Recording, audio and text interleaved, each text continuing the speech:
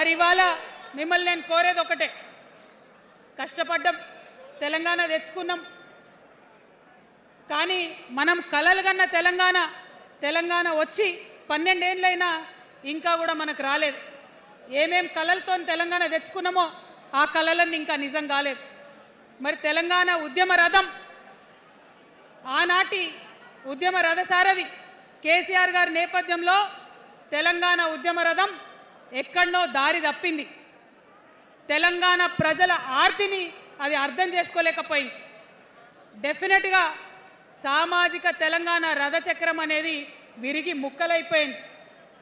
ఒక కొత్త రాష్ట్రం వచ్చిన తర్వాత ఏ తరహా అయితే పని జరగాలో, ఏ తరహా అయితే పనులు ప్రారంభించుకోవాలో అవి జరగలేదని చెప్పడానికి ఒకంత బాధపడతా ఉన్నాను. ఆనాడు ఏమనుకున్నాం, తెలంగాణ రాష్ట్రం వస్తే మనందరి బానిస సంఖ్యలు పోతాయి అనుకున్నాం.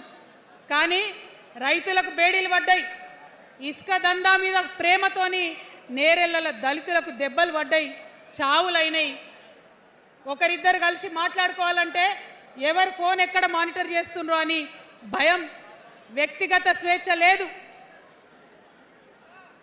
దారుణమైనటువంటి నిఘా నీడలో తెలంగాణ అంతా కూడా బతికింది.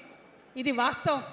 మనం అనుకున్న కలల తెలంగాణ రాలేదన్నది ముమ్మాటికి వాస్తవం. మరి అటువంటి సందర్భంలో నేను ఇవాళ మీ అందరికీ ఒక మాట చెప్పాలి.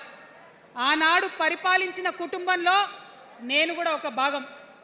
ఆనాడు పరిపాలించిన కుటుంబంలో ఒక భాగమైనందుకు కొన్ని విషయాలకు నేను సిగ్గుపడతా ఉన్నాను. తెలంగాణ ప్రజల్ని క్షమించమని కూడా కోరుతా ఉన్నాను. కానీ తెలంగాణ సాధించినందుకు మాత్రం చాలా గర్వపడుతున్నాను. నా జన్మ ధన్యమైందని చెప్పి భావిస్తూ ఉన్నాను.